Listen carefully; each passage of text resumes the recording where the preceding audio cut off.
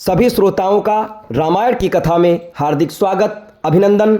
आज के प्रसंग में आप सभी के सामने प्रस्तुत है भरत का अयोध्या लौटना। बढ़ते हैं कहानी की तरफ। राम ने भरत को हृदय से लगा लिया और कहा, भैया भरत, तुम तो अत्यंत नीतिवान हो। क्या तुम समझते हो कि मुझे राज्य के निमित्त पिता के वचनों को भंग कर देना चाहिए? क्या धर्म से पतित होना उचित है? जो कुछ भी हुआ उसमें तुम्हारा कोई भी दोष नहीं है। तुम्हें दुखी और लज्जित होने की किंचित मात्र भी आवश्यकता नहीं है।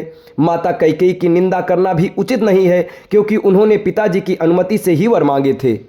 मेरे लिए माता कैकेयी और माता कौशल्या दोनों ही समान रूप से सम्माननीय हैं। तुम्हें ज्ञात है कि मैं पिताजी की आज्ञा का उल्लंघन कदापि नहीं कर सकता। पिताजी ने स्वयं ही तुम्हें राज्य प्रदान किया है, अतः उसे ग्रहण करना तुम्हारा कर्तव्य है। पिताजी के परलोक सिधार जाने का मुझे अत्यंत दुख है। मुझे अभागे को उन्होंने अपना सेवा, अंतिम दर्शन और दाह संस्कार के अवसर से वंचित कर दिया। कहते कहते राम के नेत्रों से अश्रुधारा बह चली। फिर उन्होंने सीता से जाकर कहा, प्रिय, पूज्य पिताजी स्वर्लोक सिधार गए हैं। तत्पश्चात लक्ष्मण को संबोधित करते हुए बोले, भैया, अभी अभी मुझे ये समाचार भरत से प्राप्त हुआ है कि हम पितृविहीन हो गए हैं। इस सूचना को सुनते ही सीता और लक्ष्मण बिलक बिलक कर रो पड़े। इसके पश्चात राम ने प्रयासपूर्वक धैर्य धारण किया और सीता तथा लक्ष्मण के साथ मंदाकिनी के तट पर जाकर पिता को जलांजलि दी। वह कल चीर धारण किया, हंगुदी के गूदे का पिंड बनाया और उस पिंड को कुसा पर रखकर उनका तर्पण किया। पिंडदान तथा स्नान आदि से निवृत्त होने के पश्चात वे अपनी कुटिया में लौटे और भाइयों को भुजाओं में भरकर रोने लगे। उनके आर्तनाद को सुनकर गुरु वशिष्ठ तथा सभी रानियां वहां आ पहुंची। विलाप करने में वे रानियां भी सम्मिलित हो गईं। फिर प्रयासपूर्वक धैर्य धारण करके राम, लक्ष्मण और सीता ने सब रानियों एवं गुरु वशिष्ठ के चरणों की वंदना की। कुछ काल पश्चात सभी लोग रामचंद्र को घेर कर बैठ गए और महाराज दशरथ के विषय में चर्चा करने लगे।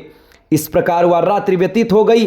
प्रातःकाल संध्या उपासना आदि से निवृत्त होकर राजगुरु तथा मंत्रीगण को साथ लेकर भरत राम के पास आए और बोले, हे रघुकुल शिरोमणि, प्रतिज्ञाबद्ध होने के कारण पिताजी ने अयोध्या का राज्य मुझे प्रदान किया था। उस राज्य को अब मैं आपको समर्पित करता हूँ। कृपा करके आप इसे स्वीकार करें। राम ने कहा, भरत, मैं जानता हूँ कि पिता की मृत्यु और मेरे वनवास से तुम अत्यंत दुखी हो, किंतु विधि के विधान को भला कौन टाल सकता है। किसी को भी इसके लिए दोष देने की आवश्यकता भी नहीं है। संयोग के साथ वियोग का और जन्म के साथ मृत्यु का संबंध तो सदा से ही चला आता आया है। हमारे पिता सहस्त्रों यज्ञ, दान, तप आदि करने के पश्चात ही स्वर्ग सिधारे हैं, इसलिए उनके लिए शोक करना व्यर्थ है। तुम्हें पिता की आज्ञा मानकर अयोध्या का राज्य करना चाहिए और मुझे भी उनकी आज्ञा का पालन करते हुए वन में निवास करना चाहिए। ऐसा न करने से मुझे और तुम्हें दोनों को ही नरक की यातना भुगतनी पड़ेगी। राम के ये तर्कपूर्ण वचन अकाट्य थे। इन वचनों को सुनकर भरत ने हाथ जोड़कर कहा, हे आर्य, इस दुर्घटना के समय मैं अपने नाना के घर में था। मेरी माता की मूर्खता के कारण ही ये सारा अनिष्ट हुआ। मैं भी धर्माधर्म का कुछ ज्ञान रखता हूँ, इसीलिए मैं आपके अधिकार का अपहरण कदापि नहीं कर सकता।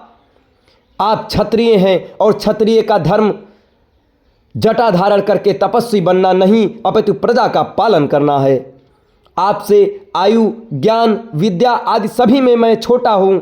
मैं सिंहासन पर कैसे बैठ सकता हूँ? इसलिए आपसे प्रार्थना करता हूँ कि आप राज सिंहासन पर बैठकर मेरे माता को लोक निंदा से और पिताजी को पाप से बचाइए, अन्यथा मुझे भी वन में रहने की अनुमति दीजिए। रामचंद्र ने भरत को फिर से समझाते हुए कहा, पिताजी ने तुम्हें राज्य प्रदान किया है और मुझे 14 वर्ष के लिए वनवास की आज्ञा दी है। जिस प्रकार मैं उनके वचनों पर श्रद्धा रखकर उनकी आज्ञा का पालन कर रहा हूँ, उसी प्रकार तुम भी उनकी आज्ञा को अकाट्य मानकर अयोध्या पर शासन करो। उनके वचनों की यदि हम अवहेलना करेंगे तो उनकी आत्मा को क्लेश पहुँचेगा। तुम्हें राज्य कार्य में समुचित सहायता देने के लिए शत्रुघ्न तुम्हारे साथ है ही। पिताजी को अपनी प्रतिज्ञा के ऋण से मुक्ति दिलाना हम चारों भाइयों का कर्तव्य है। रामचंद्र के वचनों को सुनकर अयोध्या के अत्यंत चतुर मंत्री जाबाली ने कहा, हे रामचंद्र, सारे रिश्ते नाते मिथ्या हैं। संसार में कौन किसका बंधु है? जीव अकेला ही जन्म लेता है और अकेला ही नष्ट होता है। सत्य तो यह है कि इस संसार में कोई किसी का संबंध ही नहीं होता। संबंधों के माया जाल में फंसकर स्वयं को विनष्ट करना बुद्धिमानी नहीं है। आप पितृऋण के मिथ्या विचार को त्याग दें और राज्य को स्वीकार करें। स्वर्ग, नरक, परलोक, कर्मों का फल आदि सब काल्पनिक बातें हैं। जो प्रत्यक्ष है वही सत्य है। परलोक की मिथ्या कल्पना से स्वयं को कष्ट देना आपके लिए उचित नहीं है। जाबाली के इस प्रकार कहने पर राम बोले, मंत्रीवर, आपके ये नास्तिक विचार मेरे हित के लिए उचित नहीं है, वरन ये मेरे लिए अहितकारी हैं। मैं सदाचार और सच्चरित्र को अत्यधिक महत्व देता हूँ। यदि राजा ही सत्य के मार्ग से विचलित होगा तो प्रजा भी उसका ही अनुसरण करेगी और कुपथगामी हो जाएगी। मैं आपके इस अनुचित मंत्रणा को स्वीकार करने में असमर्थ हूँ। मुझे तो आश्चर्य है कि साथ ही साथ दुख इस बात का है कि परम आस्तिक तथा धर्मपरायण पिताजी ने आप जैसे नास्तिक व्यक्ति को मंत्री पद कैसे प्रदान किया। राम के इन रोषपूर्ण वचनों को सुनकर जाबाली ने कहा, राघव, मैं नास्तिक नहीं हूँ। भरत के बारंबार किए गए आग्रह को आपके द्वारा और अस्वीकार करके के कारण ही मैंने ये बात कही थी। मेरा उद्देश्य केवल आपको लौटा ले जाना ही था। आपको लौटा ले जाने के लिए मेरे मंद बुद्धि में इन बातों के अतिरिक्त और कोई उपाय ही नहीं सूझा। किसी भी प्रकार से राम ने भरत की प्रार्थना को स्वीकार नहीं किया। विवश होकर भरत ने हाथ जोड़कर कहा, हे तात, मैंने अटल प्रतिज्ञा की है कि मैं आपके राज्य को ग्रहण नहीं करूंगा। यदि आप पिताजी की आज्ञा का पालन करना चाहते हैं तो अपने स्थान पर मुझे वन में रहने की अनुमति दीजिए। आपके बदले मेरे वन में रहने से भी पिता को माता के ऋण से मुक्ति मिल जाएगी। इस स्नेह पूर्ण वचनों को सुनकर राम मंत्रियों और पूर्ववासियों की ओर देखकर बोले, जो कुछ भी हो चुका है उसे ना तो मैं बदल सकता हूं और ना ही भरत। वनवास की आज्ञा मुझे हुई है, ना कि भरत को। मैं माता कैकेयी के कथन और पिताजी के कर्म दोनों को ही उचित समझता हूं।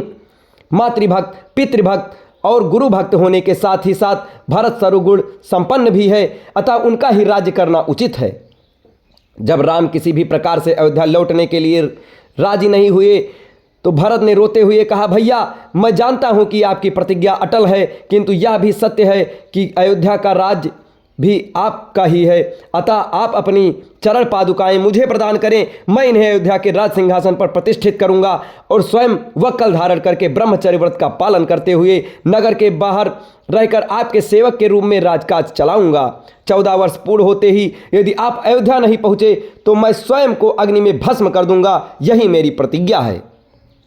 रामचंद्र जी ने भरत को हृदय से लगाकर उन्हें अपनी पादुकाएं दे दी। फिर शत्रुघ्न को समझाते हुए बोले, भैया, माता कैकेयी को कभी अपशब्द कहकर उनका अपमान मत करना। इस बात को कभी ना भूलना कि वे हम सब की पूज्य माता हैं। तुम्हें मेरी और सीता की शपथ है। फिर माताओं को धैर्य बंधाकर सम्मान पूर्वक सबको विदा किया। श्री राम की चरण पादुकाओं के साथ भरत और शत्रुघ्न रथ पर सवार हुए। उनके पीछे अन्य अनेक रथों पर माताएं, गुरु, पुरोहित, मंत्रीगण तथा अन्य पूर्ववासी चले। सबसे पीछे सेना चली। उदास मन लिए हुए सब लोग 3 दिन में अयोध्या पहुंचे। अयोध्या पहुंच जाने पर भरत ने गुरु वशिष्ठ से कहा, गुरुदेव, आपको तो आज्ञा ही है कि अयोध्या के वास्तविक नरेश राम हैं और उनकी अनुपस्थिति में उनकी चरण पादुके सिंहासन की शोभा बढ़ाएगी। मैं नगर से दूर नंदीग्राम में पर्णकुटी बनाकर निवास करूंगा और वहीं से राजकाज का संचालन करूंगा। फिर वे नंदीग्राम से ही राम के प्रतिनिधि के रूप में राज्य का कार्य संपादन करने लगे। अब इसके आगे की कथा आपको अगले वीडियो में बताई जाएगी। तब तक हमारे साथ बने रहें। धन्यवाद।